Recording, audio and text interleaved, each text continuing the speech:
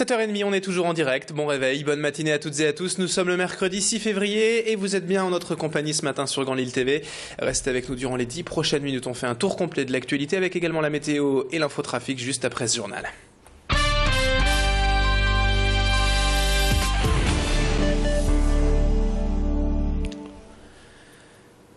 Et ce journal, on démarre tout d'abord la une de l'actualité régionale avec les suites de cette bien triste histoire à Marquette-les-Lilles et cette maison entièrement démolie après des travaux de terrassement qui ont affaissé ses fondations. Depuis la destruction du pignon principal vendredi, une entreprise s'attaque désormais à démanteler brique par brique l'habitation. Le maire de Marquette a pris un arrêté de péril et personne n'est donc pour l'instant autorisé à rentrer dans les maisons voisines. L'opération est très délicate car la maison concernée pourrait emporter avec elle sa voisine mitoyenne et donc aujourd'hui également vulnérable. Les ouvriers sont en tout cas chargés de récupérer toutes les affaires qu'ils peuvent et quelques mobiliers a ainsi pu être sauvés déjà. Pour l'instant, les experts n'ont pas encore déterminé toutes les responsabilités de l'entreprise de terrassement, mais les habitants des maisons concernées veulent savoir au plus vite comment vont-ils être dédommagés. En attendant, ces personnes ont été relogées par la mairie ou chez des proches, mais il semble déjà qu'ils ne pourront pas retourner chez eux avant plusieurs semaines. Macha Grunessen est retournée sur place hier à Marquette avec l'adjoint au maire à la ville et à l'urbanisme, Miguel Beades. Je vous propose de l'écouter. Personne n'est autorisé à rentrer dans les 3 maisons voisines à celle qui est en train d'être démontée, pour des raisons qu'on comprend parfaitement de danger. C'est aussi le but de cette opération, c'est d'arriver au moins à stabiliser l'ensemble et à partir de là que déjà les maisons un petit peu plus basses puissent être habitées et que les voisins immédiats puissent récupérer leurs affaires déjà. Ce sera le premier point pour eux. Sinon, retrouver une vie normale, ce sera quand même un peu plus long, mais en tout cas, retrouver un peu de sérénité, retrouver leurs affaires, leurs documents, pour pouvoir stabiliser un petit peu. Autre information dans ce journal, la protestation des parents d'élèves de l'école Roland à Pont-à-Marc. Avec la directrice de l'établissement ainsi que le maire de la commune, ils se sont rassemblés hier matin devant l'école pour dénoncer la fermeture annoncée de l'une des 5 classes. C'est la directrice qui l'a appris directement de l'inspection d'académie la semaine dernière et c'est la classe des tout-petits qui est concernée, ce qui aurait pour conséquence une entrée plus tardive à l'école. Or, selon les parents, les naissances sont en progression constante à Pont-à-Marc depuis plusieurs années et 300 nouveaux habitants sont attendus prochainement dans la commune avec la construction de logements neufs en 2013 et en 2014. La mairie a donc écrit récemment une lettre au directeur d'académie et au ministre de l'Éducation nationale, pour l'instant resté sans réponse. Précision dans cette affaire avec Daniel Cambier, le maire de Pont-à-Marc, hier au micro de Mathilde Espinas. Je ne dirais pas que les villages sont délaissés, je pense que le calcul et les fermetures de classes ne sont pas faits en conciliation avec les communes qui gèrent eux les classes primaires.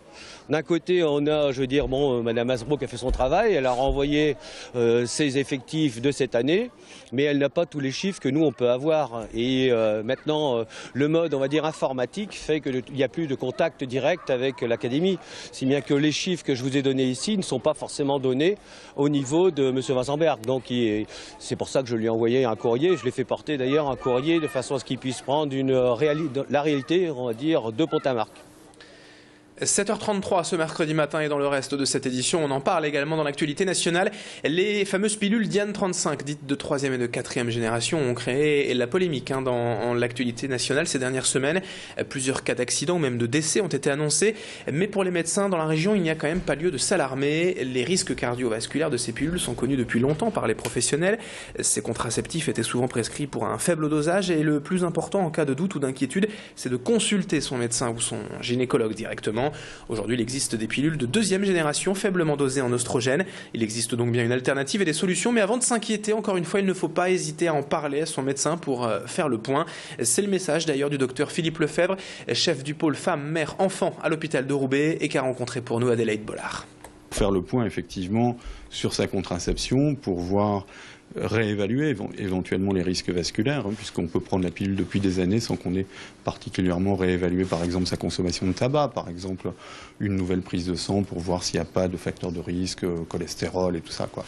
Donc voilà, consulter, mais sans panique. On a des moyens de trouver une autre alternative à ces contraceptions. Et si jamais on ne supporte que celle-là, on peut tout à fait envisager leur poursuite en étant informé effectivement qu'il y a, dans certains cas, des risques vasculaires. Allez, un mot de littérature maintenant en cette fin de journal, puisque le premier roman inspiré des faits tragiques de l'affaire dite des disparus de la Deûle. Souvenez-vous, il y a quelques mois, plusieurs jeunes hommes ont été retrouvés noyés dans le canal tout proche du Vieux-Lille sans qu'aucune explication précise ne puisse être apportée. Eh bien, le premier roman inspiré de ces faits vient de paraître. Le romancier nordiste Michel Quint, et auteur entre autres du célèbre Effroyable Jardin, s'est inspiré de ces histoires pour imaginer un polar et les réactions qui ont suivi cette série noire. Des hypothèses criminelles, racistes ou homophobes, ou celle encore d'un crime gratuit, on a tout imaginé à propos de ce fait divers, et c'est ce qui a conduit l'auteur vers son récit. L'histoire d'un jeune espoir du LOSC retrouvé noyé dans la Deûle, mais pour qui sa sœur va mener une contre-enquête de son côté. Tanguy Lécluse a rencontré hier le romancier. On écoute Michel Quint à propos de son nouveau roman.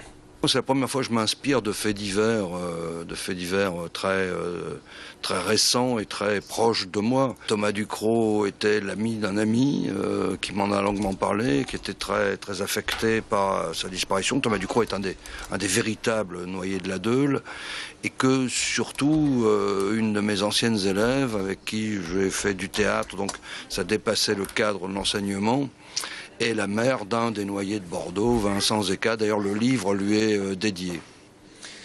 Et rapidement, avant de terminer ce journal, un résultat de sport de tennis de table hier pour la 10e journée du championnat de France de Pro Adam. Lys Lélannois s'est imposé à domicile 4-1 face à Souchenior. Premier match de la phase retour et donc première victoire pour les Lyssoises qui restent en tête du classement. Co-leader à égalité de points avec les équipes de Kremlin-Bicêtre et de Metz.